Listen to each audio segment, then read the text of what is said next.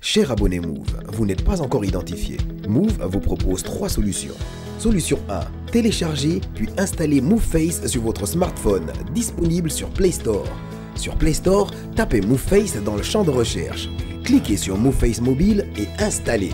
Suivez les instructions en remplissant les différents champs qui s'afficheront. Solution 2. Rendez-vous sur notre site internet www.move.ga, cliquez sur l'onglet Identification et laissez-vous guider. Solution 3. Rendez-vous dans une agence Move munie d'une pièce d'identité officielle. CNI, permis de conduire, passeport, carte de séjour. Pour connaître votre statut, tapez étoile 131 étoile 100 dièse. Du groupe Etisalat. MoveFace, une innovation exclusive de Move Gabon.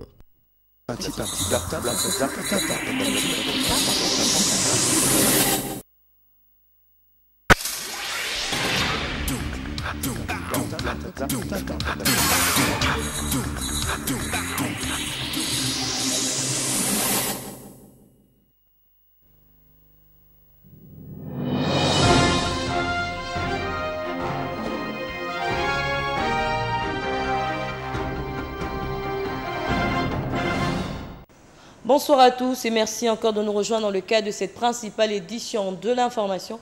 À présent, les titres qui la constituent. Les étudiants de l'école préparatoire aux carrières administratives, l'EPCA, ont bénéficié d'un séminaire de sensibilisation sur la corruption.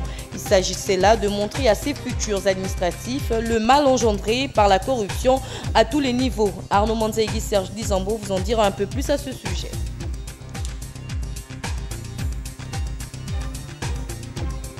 Dans le volet politique, on parlera de la célébration du 5e anniversaire de l'Union nationale, ce parti de l'opposition gabonaise né le 10 février 2010.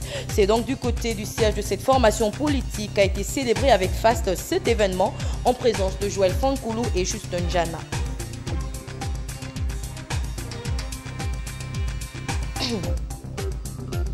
Dans le dossier de ce journal, au 3e jour de la grève illimitée lancée par le mouvement dynamique unitaire, on fera le constat du suivi de cette grève dans les administrations. Ce matin, du côté du centre hospitalier universitaire de Libreville par exemple, les grévistes ont mobilisé les troupes. Un peu de religion dans ce journal, le Gabon pour Jésus, c'est le thème d'un séminaire biblique qui a débuté hier du côté du gymnase d'Oloumi.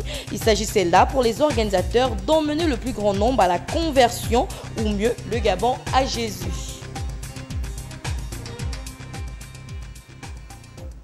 Je vous en parlais déjà en titre, le siège de l'Union nationale a prêté son cadre hier à un grand meeting populaire organisé dans le cadre de ses 5 ans d'existence du 10 février 2010 au 10 février 2015. Cette formation politique de l'opposition a tenu donc à fêter avec faste ce grand événement en présence de Joël Fankoulou. Pendant ces années de lutte, la violence aveugle du pouvoir a fait des victimes. En effet, l'histoire du Gabon se souviendra de Marie Mendom, tombée le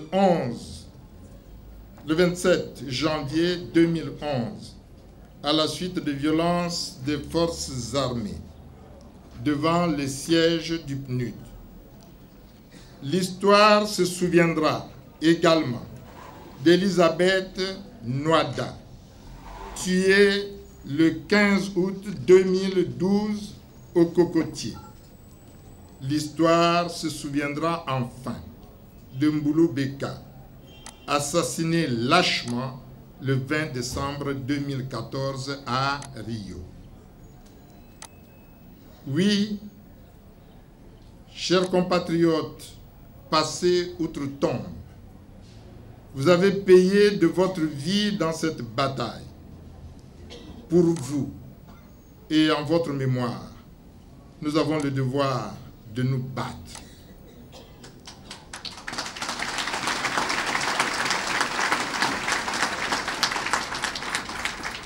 Le moment venu, la nation saura vous rendre hommage. Le moment venu, la République saura apprécier à sa juste valeur le sacrifice suprême qui a été le vôtre. Nous ne comptons plus les militants qui se sont arbitrairement retrouvés dans les geôles du pouvoir établi. Nous ne comptons plus les nombreuses familles qui ont été ébranlées.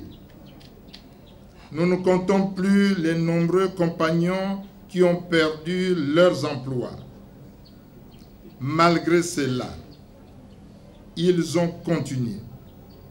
Vous avez continué parce que certains sont parmi vous ici.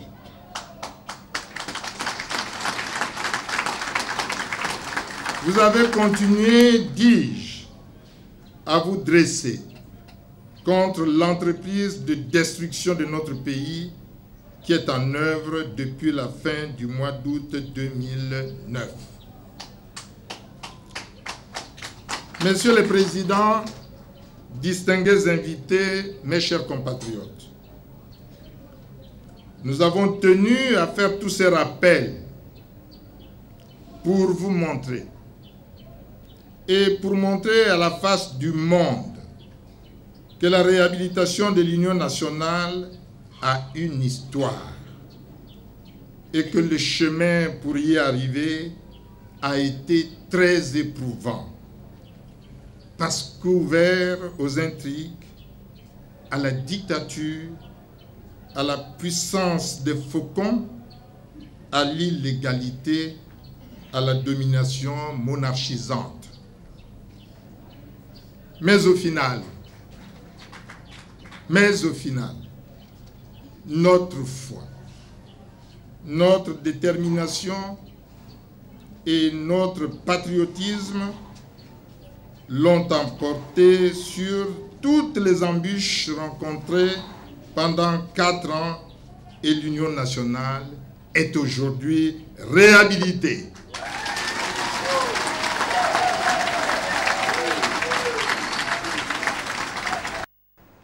Et au cours de cette célébration, le président de l'Union nationale a tenu à féliciter et même remercier les acteurs de la presse gabonaise et même internationale qui suivent de très près les activités de l'Union nationale, mais aussi de l'opposition gabonaise dans son ensemble. Écoutons-le.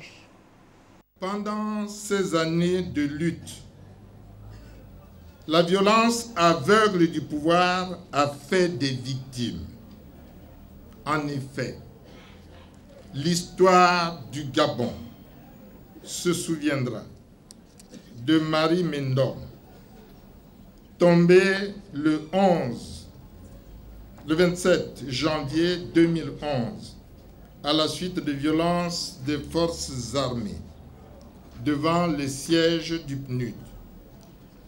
L'histoire se souviendra également d'Elisabeth Nwada, tuée le 15 août 2012 au Cocotier.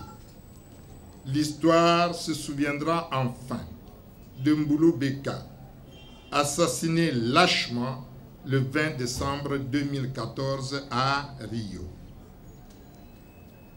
Oui, chers compatriotes, passés outre-tombe, vous avez payé de votre vie dans cette bataille.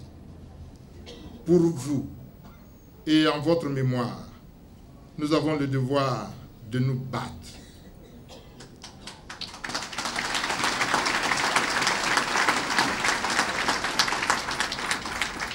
Le moment venu, la nation saura vous rendre hommage. Le moment venu, la République saura apprécier à sa juste valeur le sacrifice suprême qui a été le vôtre. Nous ne comptons plus les militants qui se sont arbitrairement retrouvés dans les geôles du pouvoir établi. Nous ne comptons plus les nombreuses familles qui ont été ébranlées. Nous ne comptons plus les nombreux compagnons qui ont perdu leurs emplois. Malgré cela, ils ont continué. Vous avez continué parce que certains sont parmi vous ici.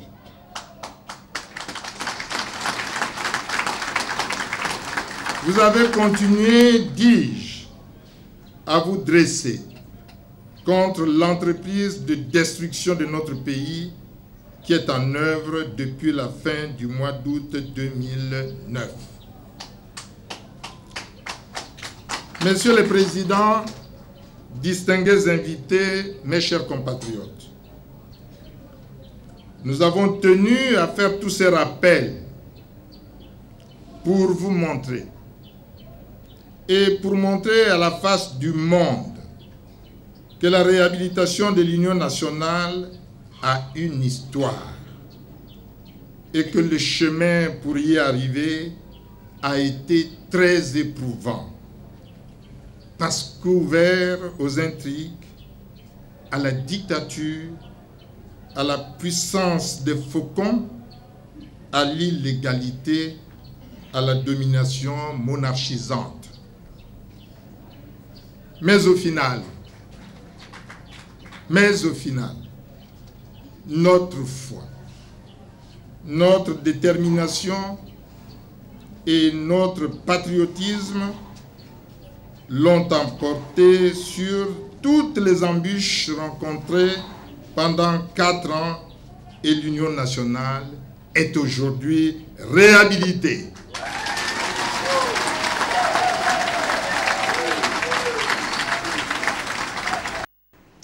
Les femmes de l'Union nationale ne sont pas restées en marge de la célébration de cet anniversaire.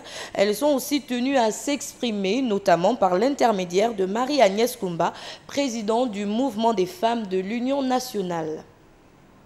Les participantes se sont également appesanties sur la violence d'État, celle que nous subissons, du fait des dispositions discriminatoires contenues dans différents textes.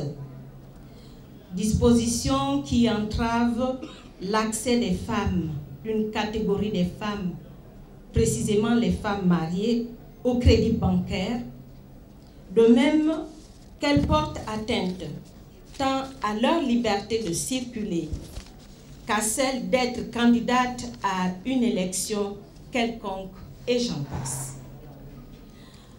Monsieur le Président, la dissolution de l'Union nationale a contraint bon nombre de ses militants à la clandestinité parce que harcelés, persécutés à cause de leur appartenance à l'opposition radicale. Les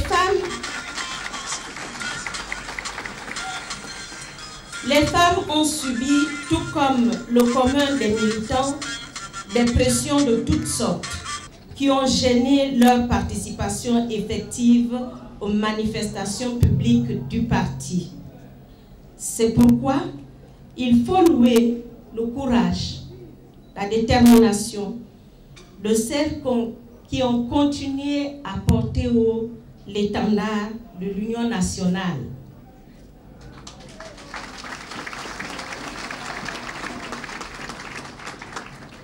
Avec la réhabilitation du parti, nous avons bon espoir de voir la participation massive des femmes aux activités spécifiques que mène le mouvement national des femmes de l'Union nationale. Nous remercions politiques de l'opposition gabonaise, l'Union nationale, ont eux aussi eu leur mot à dire. Écoutons donc le président des jeunes de l'Union nationale. Un président de la République ne dissout pas les partis politiques. Un président de la République, garant de la Constitution, n'a pas le droit de la piétiner. S'il le fait, il commet un parjure, une haute trahison, et est de ce fait passible à de poursuites devant la haute cour de justice. C'est la démarche qu'entretient actuellement le Front.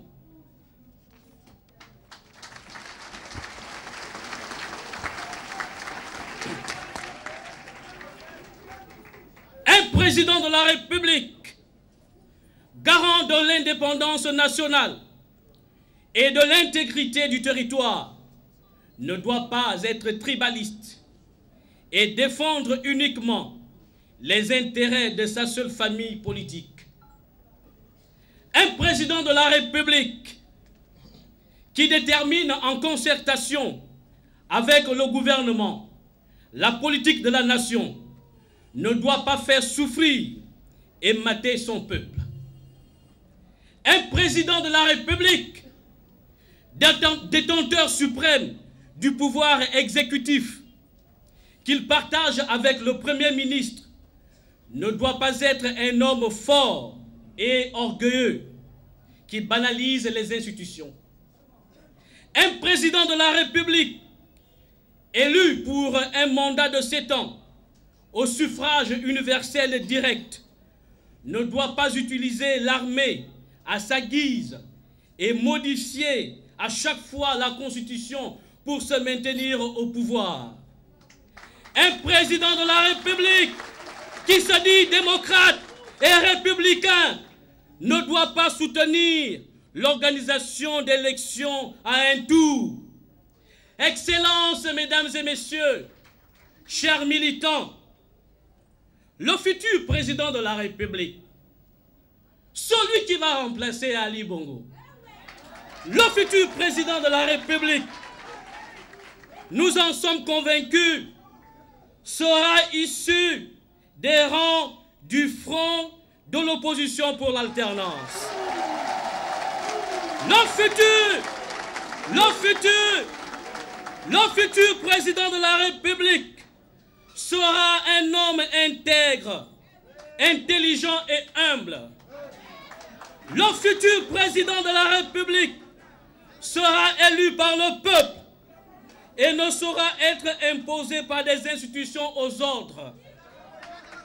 Le futur président de la République sera au service de la nation. Parlons de toute autre chose à présent, notamment de ce SOS qui nous parvient à l'instant. La jeune fille que vous apercevez sur votre petit écran s'appelle Biamboura Joëlla Emilia. Elle est élève au lycée privé Mbélé de Nzarion. Elle est portée disparue depuis ce jour à 13 h à la sortie des cours. Toute personne pouvant apporter une information à ce sujet est priée d'appeler au numéro suivant, le 06 28 28 08 07 28 45 27 05 66 91 28. Je reprends le 06 28 28 08 07 28 45 27 05 66 91 28. Vos appels pourront sauver une vie. Les agents exerçant du côté du Centre national des œuvres universitaires, le CNO, en assemblée générale ce matin, du côté de l'université Omar Bongo de Libreville. Le compte rendu de leur assemblée générale dans ce reportage avec les images de Guy-Serge Dizambo. Après plus d'un mois de grève, les agents du Centre national des œuvres universitaires viennent faire le point des acquis. Nous avons revendiqué par exemple l'établissement de la carte professionnelle. Nous l'avons obtenu. Nous avons revendiqué les bus de transport pour le personnel sur site. Nous les avons obtenus. Nous avons revendiqué l'habillement des femmes chargées de la restauration dans différents sites du Centre des œuvres universitaires. Nous l'avons obtenu. Nous avons revendiqué le redéploiement des agents du Centre des œuvres universitaires. Nous l'avons obtenu. Nous avons revendiqué la mise entre les mains des responsables des délégations de leur budget de fonctionnement. Là, c'est une préoccupation partiellement acquise. Nous attendons voir la mise en place de nouveaux budgets pour apprécier, mais nous avons obtenu l'accord de principe du directeur général de redistribuer justement, de retrocéder justement ces budgets, la gestion de ces budgets au directeur de délégation. Nous avons revendiqué la révision de la prime à la hausse. Nous l'avons obtenue. La prime est passée de 120, 80 000 à 300 000 francs pour les agents du Centre des œuvres universitaires. Nous avons revendiqué les décorations qui, depuis 2 ans, n'existaient plus au Centre des œuvres universitaires. Nous avons obtenu ces décorations. Les agents ont été décorés. Une reprise du service est donc prévue dès que les activités reprendront à l'université Omar Bongo. Voilà qui démontre à suffisance que les revendications posées par les syndicalistes peuvent être résolues lorsque la volonté y est. Ce ne sont donc pas les moyens qui posent problème. Si pour certains, les choses se portent pour le mieux, ailleurs, ce n'est sûrement pas le cas. Et c'est ce qui ouvre d'ailleurs le dossier de cette édition d'information avec les transporteurs terrestres du Gabon qui étaient en assemblée générale ce matin du côté de la zone d'Ovando. Compte rendu de leur assemblée générale dans ce reportage avec les images de Guy-Serge Dizambou. Les transporteurs terrestres en assemblée générale du côté du site de Barracuda. Il s'agissait pour eux de demander l'application du mécanisme d'indexation au sujet du Brent, qui aujourd'hui est en dessous de $50, quasiment de moitié qu'il y a quelques mois auparavant. Nous appliquons au Gabon ce qu'on appelle le mécanisme d'indexation, c'est-à-dire l'alignement du coût à la pompe sur le cours international des matières premières. À juin 2014, nous étions à $119 le baril. Aujourd'hui, nous sommes, selon l'Union de ce jour, à 57,76 $ le baril. Ça veut dire que le cours international du brut a baissé de moitié. Et lorsque le gouvernement avait procédé aux 2 dernières augmentations en 2008, le gouvernement nous avait servi le plat du mécanisme d'indexation qui consistait à aligner le coût à la pompe sur les prix le cours du brut à l'international. Nous exigeons que le mécanisme d'indexation soit appliqué. S'appuyant sur 3 principaux points, à savoir le Brent qui est en chute libre, la décision de libération des importations des matières premières prises par le gouvernement et la suppression des subventions sur les produits pétroliers. Les transporteurs estiment que tout cela peut permettre la baisse des coûts à la pompe, principalement sur le super, le diesel et le pétrole lampant. Et si cela ne se fait pas dans les plus brefs délais, des dispositions à ce sujet sont déjà prises.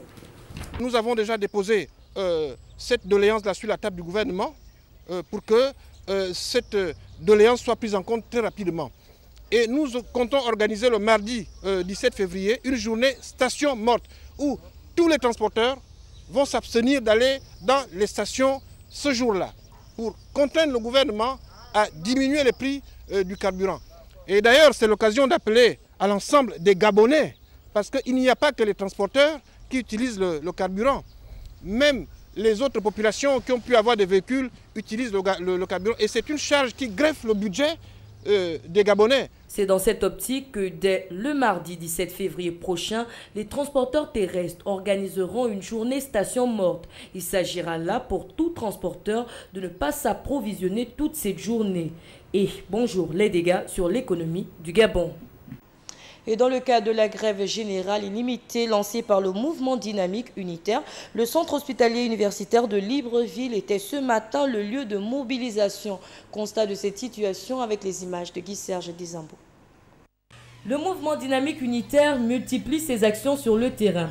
Au 3e jour de sa grève illimitée, il s'agit pour les membres de ce mouvement qui regroupe les travailleurs gabonais d'appeler à la mobilisation, ce qui a donc été fait au centre hospitalier universitaire de Libreville où le personnel de santé n'a pas manqué de répondre à cet appel. En tenant compte d'un certain nombre de paramètres, le gouvernement doit augmenter les salaires des fonctionnaires. C'est clair, le discours du président, nous l'avons tous. Malheureusement, certains ont estimé que le président de la République n'a fait que donner un ordre et il faut 6 mois, voire 1 an pour que cet ordre puisse aboutir. Mais, chers travailleurs, quand on dit mettez en place un système, ça veut dire que le système existe, non? Oui. Ça veut dire que le système existe. Oui. C'est la raison pour laquelle, dans le cadre d'Agongé, près de 50 organisations syndicales ont décidé de se mettre ensemble pour créer un groupe dynamique appelé Dynamique Unitaire, pour qu'on parle d'une seule voix face au gouvernement qui lui aussi parle d'une seule voix. Ce n'est qu'unis qu'ils pourront atteindre les objectifs visés et la mobilisation dans ce cas reste leur principal atout. Notons que cette caravane de mobilisation du mouvement dynamique unitaire est aussi une façon de savoir qui parmi les travailleurs du Gabon partage la même vision qu'eux. Et alors même que des commissions viennent de se tenir du côté d'Agondje entre gouvernement, patronat et syndicats, plusieurs résolutions ont été adoptées par les différentes parties. Seulement à ce jour, le gouvernement parle de l'impossibilité du respect des engagements pris. Détail explication, Nathalie Oké, Justin Jana. Au sortir de la rencontre du professeur Daniel Onaondo et les partenaires sociaux, les conséquences n'ont pas tardé à se faire perceptibles sur le terrain. Grève par-ci, arrêt d'activité par-là, blocage des services. Bref, les employés de l'État manifestent depuis ce début de semaine pour condamner avec fermeté la position des autorités qui ne veulent pas clarifier l'opinion et prendre des mesures qui s'imposent. Le président a dit qu'il faut augmenter les salaires sous la base des contraintes du temps, c'est-à-dire des contraintes budgétaires, des équilibres macroéconomiques. Donc nous sommes en train de travailler et tenu compte de la nouvelle donne économique qui fait qu'aujourd'hui le pétrole est en berne. Bon, il faut tenir compte de toutes ces contraintes-là. Nous allons examiner comment faire en sorte qu'on augmente le pouvoir d'achat, puisque la réalité que le président de la République a observé, c'est que les gens vont à la retraite avec des petits salaires, alors ils ont moult avantages qui ne rentrent pas en compte quand ils vont à la retraite. Donc aujourd'hui, nous allons renverser la dialectique. Au lieu que ce soit le pied, la tête en l'air, les pieds en l'air, la tête en bas, les pieds en l'air, nous allons renverser. Faire en sorte qu'on fasse en sorte que les gens qui ont des salaires qui soient relativement consistants et puissent aller à la retraite avec des avantages plus consistants. Voilà ce que le chef d'État a dit. Et nous nous attelons à faire cela.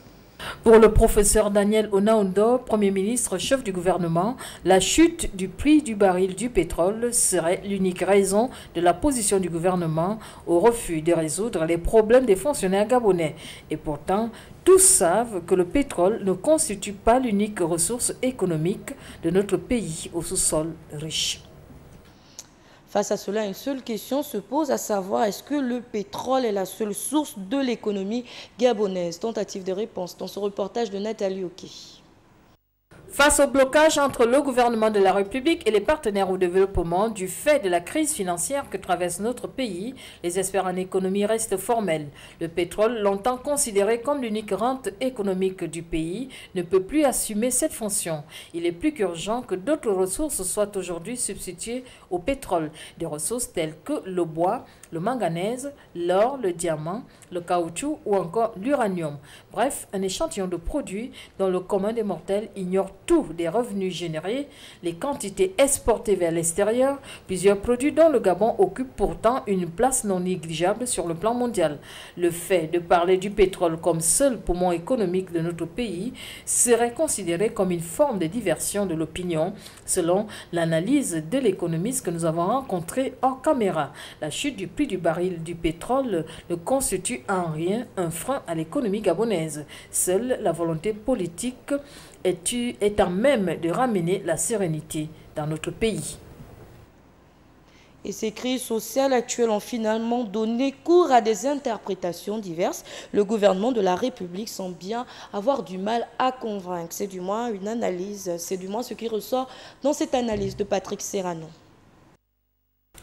Y aura-t-il accalmie des tensions sociales au niveau du Gabon? La question vaut son pesant d'or. Il importe aujourd'hui de jeter un regard sur les origines et les conséquences liées à ces revendications sociales. Depuis 2009, en effet, rien ne semble garantir un mieux-être, du moins à ces agents de l'État. Les problèmes commencent, comme toujours, par les enseignants qui, depuis près de 3 ans déjà, n'ont eu de cesse de réclamer ce qui en réalité leur revient de droit.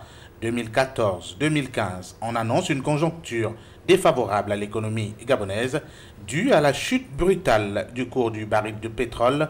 Voilà une situation qui semble avoir bien surpris les émergents et le gouvernement de manière singulière. Cela n'a pas empêché le pouvoir de faire des promesses alléchantes les unes que les autres à l'ensemble des Gabonais. C'était, rappelons-le, le 31 décembre au soir, lors de la locution à la nation du chef de l'exécutif.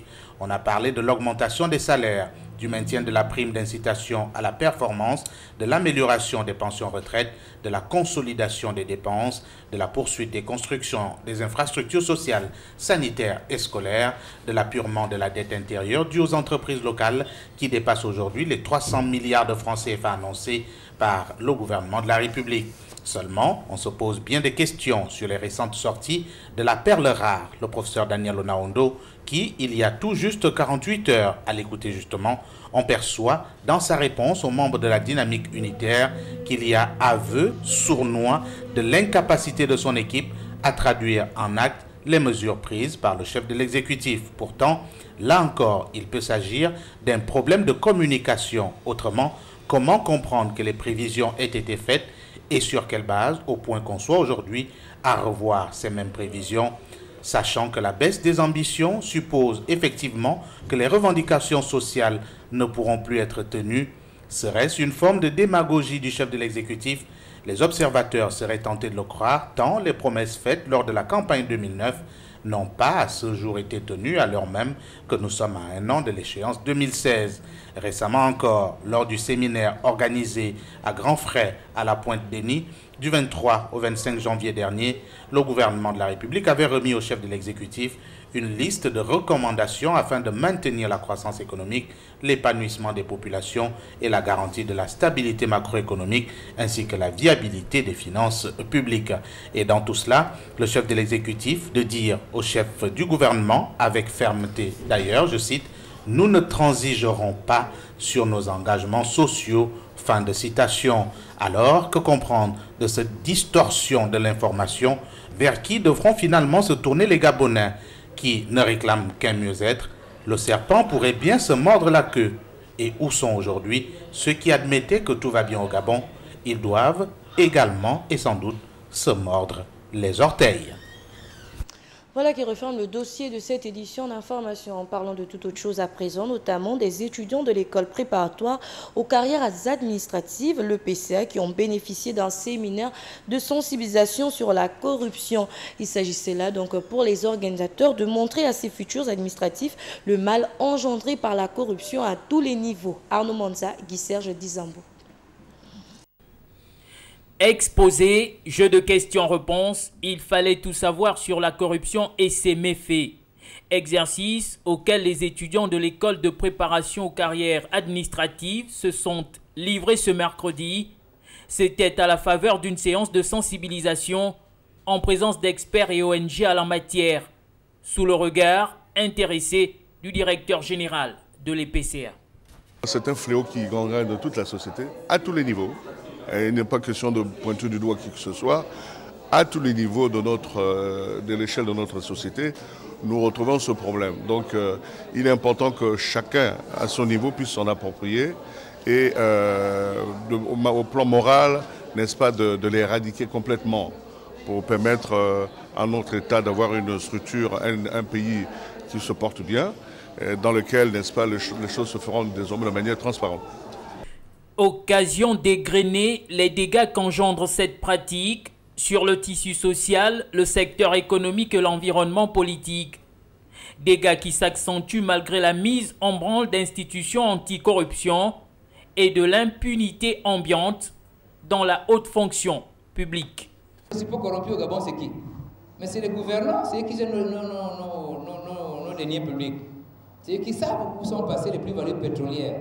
C'est eux qui savent où sont passées les recettes de nos finances publiques. Bon, ils jouent au têtu, ils ferment les oreilles, mais ils vont être rattrapés. Je ne sais pas s'ils sont aveugles, je ne sais pas s'ils voient ce changement brutal de la société gabonaise. Je ne sais pas si vous voyez que nous, bon, bien, c'est peut-être qu'il y en a qui voient sans observer. Il faut avoir aussi un regard de quelqu'un qui comprend, quelqu'un qui est peut-être initié. Regardez autour de vous, même la dernière bonne année. C'était pas ça, les rues sont tristes. Mais la société aussi parle, le pays parle. Justement, l'audit des comptes publics effectué en 2013 a permis de déceler des fraudes flagrantes dans le système financier orchestré par des hauts cadres de l'État, renforçant la progression de ce cancer économique jusqu'à ce jour. La Saint-Valentin, fête des amoureux, sera célébrée ce samedi 14 février. Dans ce reportage, il s'agira de savoir si cette fête est toujours consacrée aux amours ou elle est tout simplement devenue une occasion pour certains d'en tirer profit, notamment les femmes. Francis Obam, Juste Njana. Le 14 février, c'est dans quelques jours, date de la célébration de la Saint-Valentin. Occasion pour les amoureux de s'offrir des cadeaux, une pratique liée à une vieille tradition qui existerait depuis des siècles. Toutefois, on serait tenté de se demander si la Saint-Valentin est devenue un moment d'amour ou de profit pour les couples, surtout pour la gente féminine qui exigerait des cadeaux à leur conjoint pour une soi-disant preuve d'amour. Voici quelques réactions. C'est comme si c'était, je sais pas, je n'ai aucune importance à ses yeux.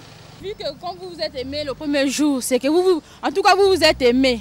C'est pas un seul jour qui va prouver que non, ah oui, je t'aime vraiment beaucoup. Non, c'est pas ça. Vous vous êtes aimé depuis le premier jour. Jusqu'alors, vous vous aimez toujours. Ce n'est pas un signe de juste une robe ou bien un pantalon ou bien une bague ou bien qui va exprimer que non, oui, je t'aime vraiment. Voici ce que j'éprouve pour toi. Voici. Non, c'est pas ça. Ben, on n'a pas besoin, à mon avis, d'une date précise. On n'a pas besoin d'une date précise. Pour cela, ça peut se faire à n'importe quel moment, tous les jours, comme on veut. C'est selon les moyens de chacun de nous, voilà. Pas forcément, ce n'est pas une obligation. La Saint-Valentin se vit tous les jours. On peut donner à offrir à son Valentin un cadeau chaque jour de l'année. C'est une fête célébrée dans tout le monde entier. Disons que c'est une fête des amoureux. Ce n'est pas le cadeau qui va faire une preuve d'amour. C'est vrai que c'est un événement exceptionnel. En tout cas, je ne trouve pas que c'est le cadeau qui flambe. Célébration ce 11 février de la Journée mondiale des malades. Cette journée est célébrée sous le thème « Avoir le souci des malades ». Que comprendre? Les images sont de Guy Serge Dizambo. La communauté internationale célèbre ce jour la Journée mondiale des malades. Cette journée se veut principalement mettre l'accent sur les personnes dont la santé est altérée. Célébrée sous le thème « Avoir le souci des malades », il s'agit là donc de porter un œil attentif sur nos parents, amis et connaissances, malades chez soi ou internés dans une structure hospitalière de la place. Savoir comment ils se portent et comment ils arrivent à gérer leur maladie. Sachant que l'apport moral n'est pas des moindres dans le processus de guérison, ceci très souvent oublié par le plus grand nombre qui pense qu'une fois une prise médicamenteuse est faite à un malade, il est aussitôt sorti du pire. Alors même qu'à cela s'ajoute un suivi moral qui d'ailleurs favorise un rétablissement bien plus rapide du patient selon les scientifiques. Pour cette journée, au moment où le personnel soignant au sein des structures sanitaires publiques observe une grève illimitée, ici ce ne sera sûrement pas évident que l'on se soucie des malades internés. Ailleurs peut-être, mais dans nos familles, on peut encore leur accorder le soutien qu'ils méritent. Ceci faisons-le, sachant que toute personne est un potentiel malade qui s'ignore. Comme ça, à notre tour, l'on nous apportera le soutien moral dont nous aurions besoin à ce moment-là. De la religion à présent, le Gabon pour Jésus, c'est le thème d'un séminaire biblique qui a débuté hier du côté du gymnase d'Ouloumi. Il s'agissait là pour les organisateurs d'emmener le plus grand nombre à la conversion. Était présent lors de cette conférence Francis Obam, Guy Serge Dizambo. Ils ont répondu présents de nombreux chrétiens au gymnase d'Ouloumi pour assister au séminaire biblique qui a pour thème le Gabon 100% pour Jésus. L'orateur, le pasteur Choura Koueto, français d'origine congolaise, a interpellé les chrétiens à marcher conformément aux Saintes Écritures afin d'être prêts au jour de l'enlèvement de l'Église, car Jésus revient bientôt. Et Dieu m'a dit, nous sommes dans le temps de l'enlèvement de l'Église. Alléluia. La table des noces est déjà prête. Les anges qui vont nous servir au ciel sont déjà autour de la table. Et l'Église attend maintenant le son de la trompette. Frères et sœurs, nous n'avons plus de temps. Nous allons bientôt partir au ciel. Nous allons rentrer à la maison. Délivrance et guérison étaient au rendez-vous. Le Seigneur ayant manifesté sa gloire au milieu de son peuple, l'orateur revient sur les objectifs visés du séminaire. L'objectif de cette réunion, c'est d'annoncer aux chrétiens que Jésus revient. Il faut se préparer pour l'enlèvement de l'Église. Et en même temps de présenter la Bible de Jésus-Christ que nous avons révisée. Présenter Christ. Voilà. C'est biblique, l'évangile c'est ça. Nous prêchons le plein évangile. Donc la conversion à Dieu par Jésus-Christ. Et puis le baptême, guérison, délivrance, miracle qui accompagnent la parole de Dieu. Car la Bible dit, voici les signes qui accompagneront ceux qui auront cru. Donc ils chasseront les démons, ils parleront de nouvelles langues. Voilà, donc on ne peut que glorifier le Seigneur quand on voit tout ça. Des rencontres qui se feront sur 3 jours, chrétiens et non chrétiens sont invités à y participer massivement. La question du jour à présent, quel est le nom du meilleur joueur de la CAN Orange 2015? Quel est le nom du meilleur joueur de la CAN Orange 2015? En tout cas, c'est un Ghanéen. C'est pas le fils Abedi Pelé?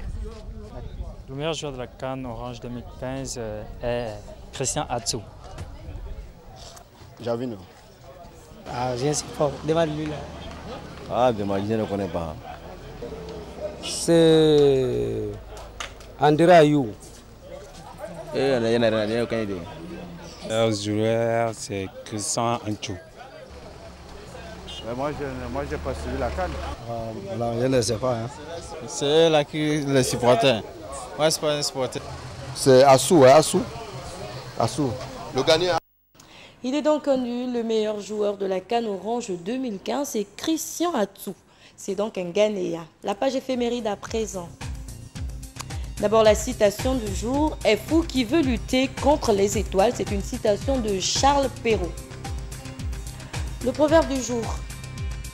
C'est avec l'eau du corps qu'on tire celle du puits. Demain, nous serons jeudi 12 février 2015, 43e jour de l'année. Il en restera 322. Nous sommes toujours dans la 7e semaine. Les fêtes à souhaiter. Eulalie. Et ce communiqué de la Direction Générale de TV+, 1990 jours que le ministère de la Communication séquestre le matériel de TV+. Depuis le 30 août 2009 à 17h, date de la dernière élection présidentielle, les équipements audiovisuels, satellitaires et d'émissions et HF librevés de TV+, installés à la Cité de la démocratie et qui permettaient une télédiffusion nationale et internationale, sont séquestrés par le ministère de la Communication. TV+ réclame ces équipements audiovisuels au nom de la liberté de presse en République gabonaise. Ce fut un véritable plaisir. Bonsoir.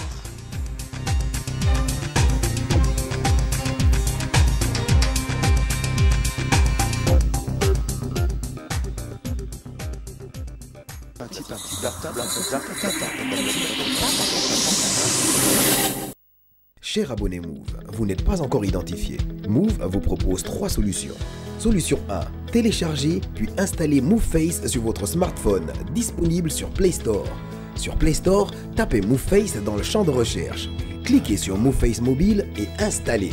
Suivez les instructions en remplissant les différents champs qui s'afficheront. Solution 2. Rendez-vous sur notre site internet www.move.ga, cliquez sur l'onglet Identification et laissez-vous guider. Solution 3. Rendez-vous dans une agence Move munie d'une pièce d'identité officielle. CNI, permis de conduire, passeport, carte de séjour. Pour connaître votre statut, tapez étoile 131 étoile 100 dièse. Du groupe Etisalat. MoveFace, une innovation exclusive de Move Gabon.